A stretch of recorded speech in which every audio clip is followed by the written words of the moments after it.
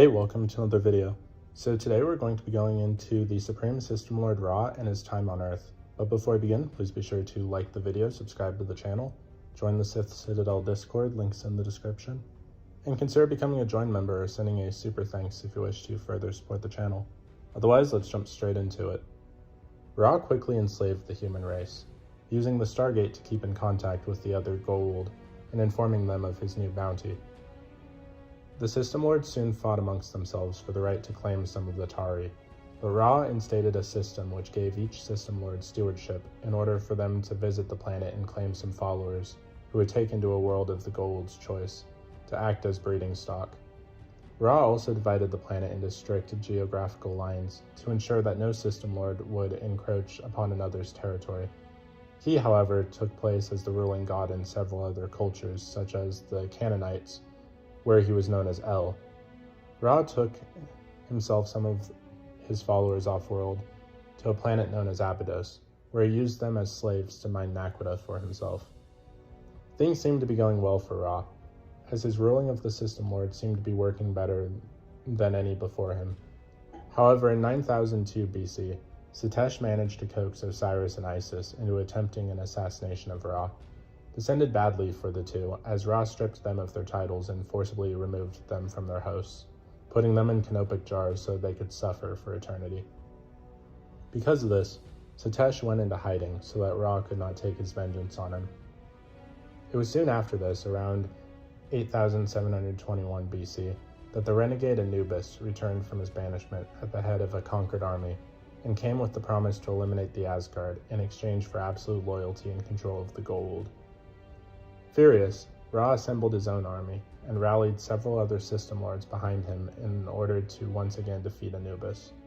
Despite his previous victory, most Goa'uld took this opportunity to either turn against Ra and join forces with Anubis, or simply stand on the sidelines to see which ruler came out victorious.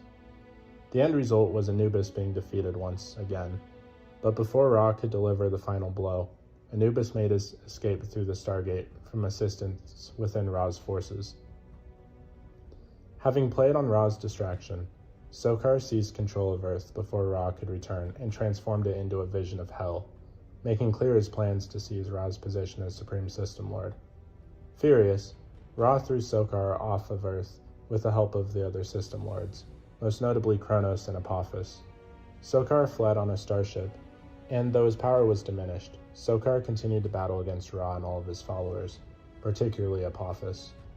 In 4006 BC, Apophis dealt a critical blow to Sokar's forces, and once again stabilized Ra's rule, though again Sokar survived and went back to rebuilding his forces. Sometime before 3000 BC, Ra populated the world of Sekhet-Hetep with slaves he had rescued to work for him. It quickly became one of his most dedicated religious centers, but a few decades after it was first colonized, it was cut off entirely from the Stargate network.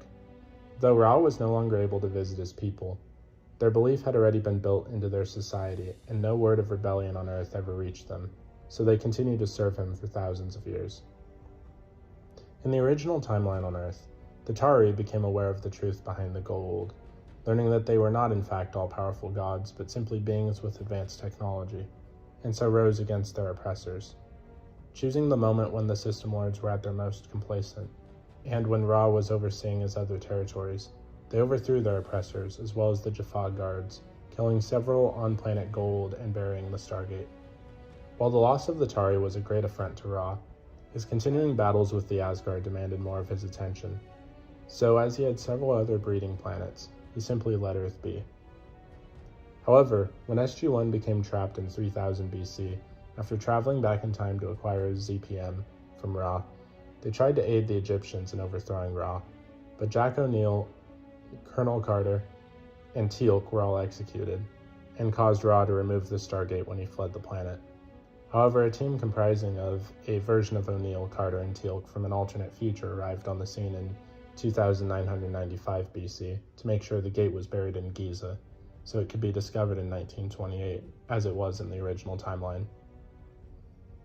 In 2492 BC, after the alternate Sg1 caught his attention by raiding Abydos for an immature symbiote for Teal'c, then going directly back to Earth, Ra returned in his Hatak to reconquer the planet. Ra initially regained full control over the area around the Stargate, but didn't expand further, having apparently left in such a rush that he didn't take a full contingent of Jaffa with him. He was hampered by a rebellion led by both the alternate Sg1 and the real Sg1, who followed 3 rogue Tok'ra through time. While on Earth, Ra met Egeria, who claimed to have been a Goa'uld trapped on Earth by the rebellion, and was charmed by her, quickly trusting her and giving her a Karakesh. Eventually, what appeared to be the Ancients attacked his Hatak, and Ra retreated to his ship to fight back. Ra figured out it was just a few puddle jumpers, 2 of which were the time jumpers and 1 was piloted by a descendant of the Ancients, and tried to steal the Stargate and leave. When the jumper, piloted by Dr. Carolyn Lamb, targeted the Peltac, Egeria used the distraction to blast Ra with a Karakesh, severely injuring him. She then had Teal'c injure him in the side with a staff weapon, and claimed that the alternate Daniel Jackson had escaped and done so. With Ra injured, Egeria had him placed in a sarcophagus and took command of the Hatak, ordering a retreat to Abydos. Ra never returned for fear of admitting he screwed up to the other Goa'uld and potentially damaging his power. So what did you guys think of the Supreme System Lord Ra on Earth? Please let me know in the comments down below. If you haven't already, please be sure to like the video, subscribe to the channel, join the Sith Citadel Discord, links in the description, and consider becoming a join member or sending a super thanks if you wish to further support the channel. Otherwise, I'll see you in the next video.